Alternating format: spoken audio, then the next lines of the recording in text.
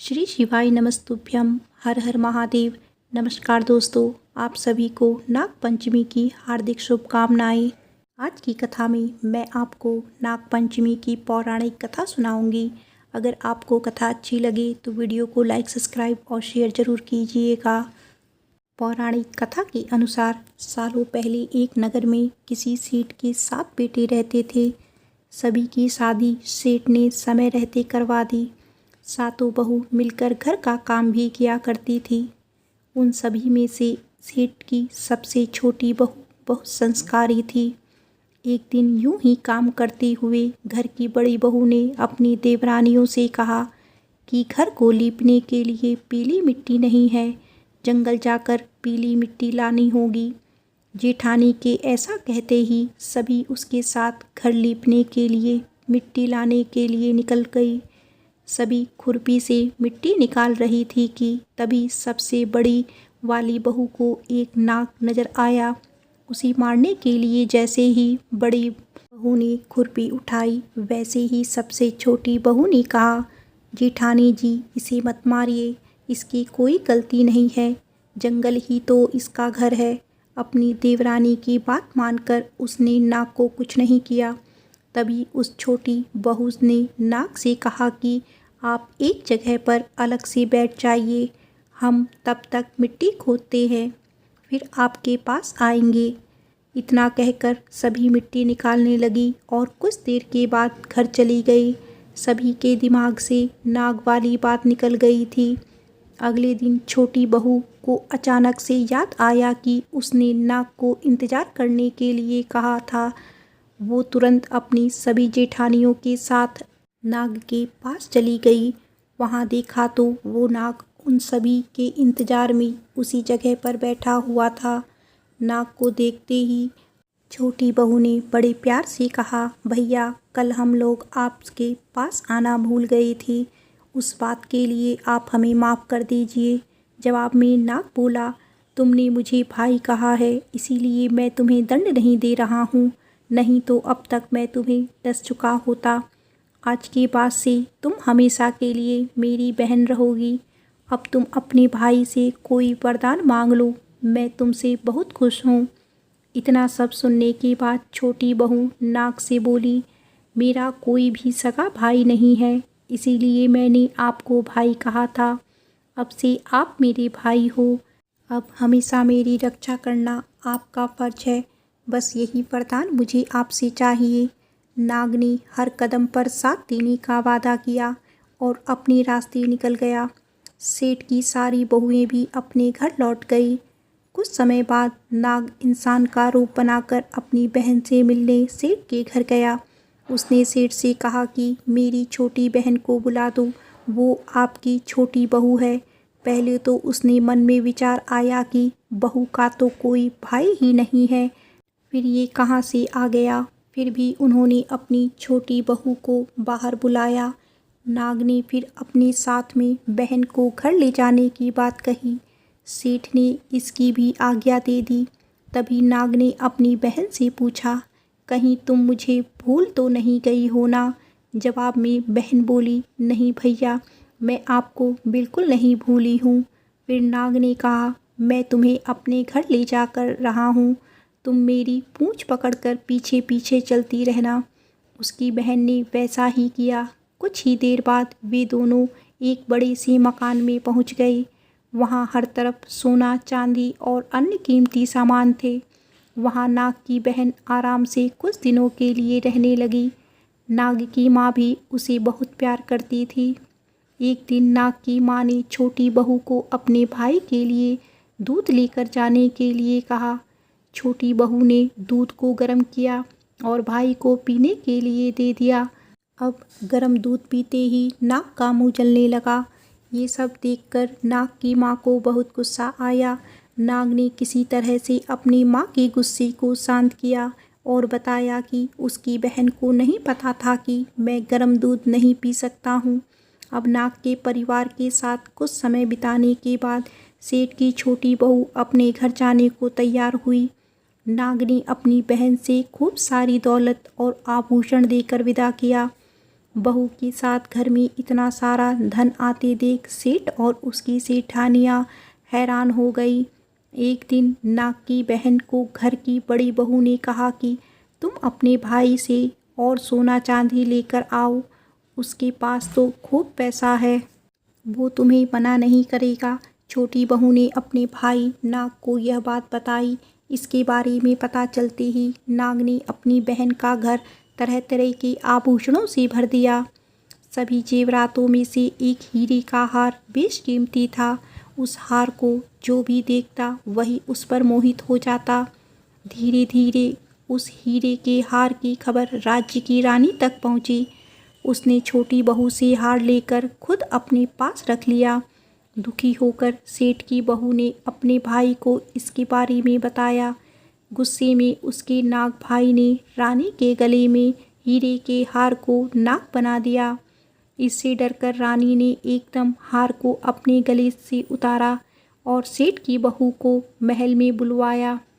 उसके महल पहुंचते ही रानी ने छोटी बहू को बताया कि कैसे हार उसकी गले में नाग बन गया था और उससे इसकी वजह पूछने लगी। तब सेठ की बहू ने बताया कि नाग भाई ने यह हार सिर्फ मुझे पहनने के लिए दिया है। इसे कोई दूसरा इंसान अगर अपने गले में डालेगा तो यह तुरंत सांप बन जाएगा।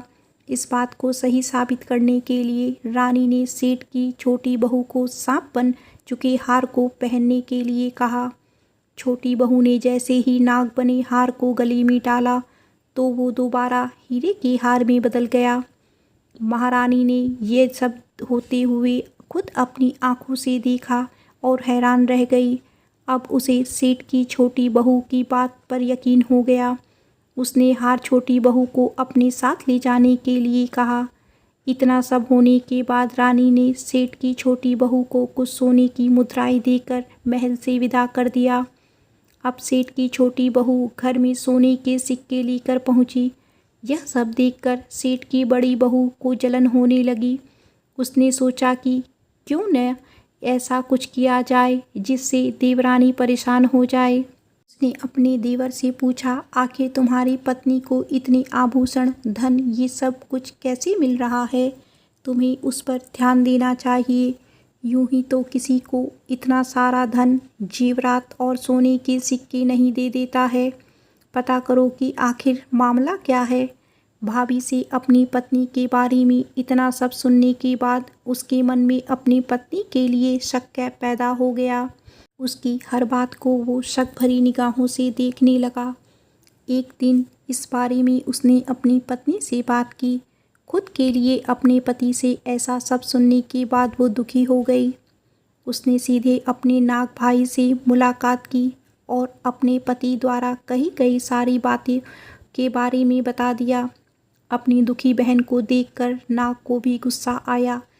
फिर क्या था, नाग सीधे अपनी बहन के पति से मिला और बोला कि अपनी बहन को जेवरात और दूसरे तोहफे मैंने दिए हैं। तुम्हें उस पर किसी तरह का संदेह करने की ज़रूरत नहीं है। वो बहुत ही अच्छी है और अगर आगे से कभी भी तुमने इसे कुछ गलत कहा या उस पर शक किया तो मैं तुम्हें जिंदा खा जाऊंगा। नाग से ये सब बात सुनने के बाद सेठ के बेटे ने उससे माफ़ी मांगी और कहा कि आज के बाद से मैं ऐसी बातें बिल्कुल भी नहीं करूँगा। आप मेरे ऊपर गुस्सा मत कीजिए। मैं आपकी बहन को किसी भी तरह का दुख नहीं होने दूंगा। इतना कहकर वो सीधे घर गया और अपनी पत्नी से भी माफ़ी मांगी। इसके बाद दोनों खुशी खुशी साथ में रहने लगे। इसी तरह सेठ की छोटी बहू हर तरह की मुसीबत में अपने भाई को याद करती और वे उसकी परेशानी को दूर कर देता। इसी तरह नाग पंचमी का त्यौहार शुरू हुआ और सभी महिलाएं नाग को अपना भाई मानकर पूजते हुए उन्हें दूध पिलाने लगी। आइए अब सुनते हैं नाग पंचमी की दूसरी पौराणिक कथा। एक नगर में एक सेठ जी रहते थे। उनके 7 बेटी और 7 बहुएं थीं। इन 7 बहुओं में से 6 बहुओं के तो पीहर थे, लेकिन 7वीं बहू का पीहर नहीं था। जब वह गर्भवती हुई तो उसे घेवर खाने की इच्छा हो रही थी। उसके पीहर नहीं था, तो जब वह पानी भरने जा रही थी तब एक घेवर चुराकर अपने साथ ले गई। वहाँ जाकर पेड़ के नीचे घेवर रख दिया और सोचा कि पानी भरने के बाद आराम से घेवर खा लूँगी। जब वह पानी भरकर घेवर लेने आई तो वहाँ घेवर नहीं मिला। उस पेड़ के पास एक पान भी थी, उसमें एक नागिन रहती थी। वह नागिन भी उस समय गर्भवती थी। घेवर को देखकर नागिन की इच्छा उसे खाने की हुई और उसने घेवर खा लिया। उस नागिन ने सोचा कि यदि साहूकार की बहू मुझे गाली देगी तो मैं उसे डस लूँगी और यदि कुछ नहीं कहेगी तो इस बिना पीहर की बहू को पीहर दिखा दूँगी। साहूकार के बेटे की बहू ने कहा कि शायद कोई मेरी जैसी ही होगी जिसने यह घेवर खा लिया। ऐसा सुनकर नागिन बहुत खुश हुई और उसने अपने बेटों से कहा कि तुम इंसान का रूप बनाकर जाओ और साहूकार के बेटे की बहू को लेकर आओ। नागिन के बच्चे इंसान का रूप बनाकर साहूकार के घर चले गए। वहाँ जाकर उन्होंने कहा कि हम हमारी बहन को लेने आए हुए हैं। तब सास ने कहा कि पहले तो कभी नहीं आए, इतने दिन कहाँ थे। तब उन्होंने कहा कि जब हमारी बहन का जन्म हुआ तब हम नानी के घर थे और शादी हुई तब हम परदेश कमाने के लिए गए हुए थे। उन लड़कों ने बहुत सारे कपड़े, गहने और मिठाई बहन के सास और जेठानियों के लिए ले गए थे। सास अत्यंत प्रसन्न थी और जेठानियाँ उसे देखकर जल भुन रही थी। सास ने बहू को उनके साथ भेज दिया। भाभी के पास जाकर उन्होंने कहा, बहन हम नाग हैं। उस दिन जब तुमने पेड़ के नीचे जो घेवर रखा था तब तुम्हारा घेवर हमारी माँ ने ही खाया था। उन्होंने तुम्हें अपनी बेटी माना है, इस नाते से तुम हमारी बहन हुई। बहन अब तुम हमारी पूँछ को पकड़ लो और डरना मत। उनके कहने पर वह वहाँ पूँछ पकड़कर बामी में चली गई। वहाँ पर उन्होंने उसे बहुत लाड प्यार और सुख से रखा। वहीं पर उसने एक लड़के को जन्म दिया। जब उसका लड़का थोड़ा बड़ा हुआ तब की बात है, पड़ोसन ने साहूकार के बेटे की बहू को ताना मारते हुए कहा कि अगर तू मेरी माँ की इतनी ही लाडली है तो तू मेरी माँ से कहना कि आज तो नागों को दूध मैं भी पिलाऊंगी। पड़ोसन का ताना उसे सहन नहीं हुआ। वह माँ से जिद करके नागों का दूध ठंडा करने लगी। अभी तक दूध ठंडा नहीं हुआ था, उससे पहले ही उसके बेटे ने घंटी बजा दी। घंटी की आवाज़ सुनकर छोटे बड़े सारे नाग दूध पीने के लिए दौड़ पड़े। जब उन्होंने दूध में मुंह लगाया तो बहुतों का मुंह जल गया। तब नाग क्रोधित होकर बोलने लगे कि हम बहन को काटेंगे। उसकी माँ ने उन्हें समझाते हुए कहा कि इसे मत काटो, यह तुम्हें आशीष देगी। थोड़े दिन बीत जाने के बाद पड़ोसन ने फिर से ताना मारा कि यदि तेरी माँ तुझ पर विश्वास करती है तो तुझे 7वें कोठे की चाबी देती। उसने माँ से जिद करके चाबी ले ली और जब ताला खोला तो अंदर झूले में बाबा नाग झूल रहे थे। उसने बाबा नाग से कहा, सत सिया राम बाबा। उन्होंने कहा कि तूने सत सिया राम कर लिया वरना मैं तुझे डस लेता। तब उसने कहा कि आप तो मेरे पिता हो, मुझे कैसे डस सकते हो। और बोली, जियो नाग नागिनी, जियो वासुकी नाग, जीड़ मेड़ो लाड, लड़ैया 9 करोड़ को हार। नाग देवता ने उसको 9 करोड़ का हार दे दिया। माँ ने अपने बेटे को कहा, साहूकार की बहू तो अब बड़े घरों में हाथ डालने लगी है, उसे ससुराल पहुँचा दो। नागों ने साहूकार के बेटे को बहू को बहुत से गहने कपड़े दिए और ससुराल पहुँचा दिया। कुछ दिनों बाद की बात है, उसका बच्चा झाड़ू तोड़ रहा था। ताई ने कहा, झाड़ू मत तोड़, इतना तोड़ने का शौक है तो तू अपनी मामा के यहाँ से ले आया होता। सांपों ने सब कुछ सुन लिया और अपनी माँ से जाकर बताया तो माँ ने कहा, 2 झाड़ू सोने की बनवाओ, 2 चांदी की बनवाओ और दे आओ। ताइया देखकर जल गई और कहने लगी कि इसे तो ताने मारने से धन बढ़ता है। कुछ दिनों के बाद की बात है, बच्चा गेहूँ बिखेर रहा था। ताई ने फिर ताना मारते हुए कहा, गेहूँ बिखेरने का शौक है तो नाना मामा के घर से ले आता, हमारे यहाँ तो मत बिखोरो। सांपों ने सुन लिया, फिर जाकर अपनी माँ से कहा। माँ ने कहा, 2 बोरी दाने सोने के गड़वाओ, 2 बोरी दाने चांदी के गड़वाओ और दियाओ। आइयाँ और जल गई और कहने लगी, इसे ताने मत मारो, इसका धन बढ़ता है। छोटी जेठानी लकड़ी लेने गई, वहाँ सांप था। उसने सोचा सबसे छोटी को भेजना चाहिए, सांप उसे खा जाएगा तो मुसीबत मिट जाएगी। छोटी बहू लकड़ी लेने गई तो वहाँ सांप बैठा था। बोली, भैया राम राम। सांप ने झट से पायल दे दिए। छोटी बहू पायल पहनकर छम छम करती चली आई। जेठानियाँ देखकर जल गई। 2-4 दिन बाद पान की गड्डियों में एक सांप देखा तो बड़ी जेठानी ने सबसे पहले छोटी बहू को पान लेने भेजा। उसने सोचा आज अवश्य ही सांप काट लेगा। सांप को देखकर छोटी बहू बोली, भैया घर के क्या हाल चाल हैं? घर में सब ठीक तो है? सबको मेरा राम राम कहना। सांप ने मूंदड़ी पहनी दी। जेठानियाँ फिर से जल भुन गई। उसका पति दुकान से आया तब जेठानियों ने सिखा दिया कि तेरी बहू के तो सांप बिच्छू से दोस्ती है।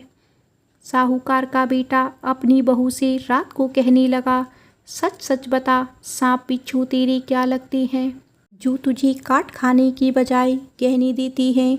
बहू ने कहा, वो तो मेरे भाई भतीजे लगते हैं। फिर उसने सारी बात अपने पति को बताई। पति ने कहा, तो क्या तेरे भाई भतीजे तुझे ही बुलाते हैं, कभी अपने जवाई को यानी मुझे भी नहीं बुलाते? आने कोने में छुपे सांपों ने बात सुन ली तो जाकर अपनी माँ से कहा। माँ ने कहा, दोनों को बुला लाओ। वे इंसान का रूप बनाकर दोनों को व बच्चे को बुला लाए।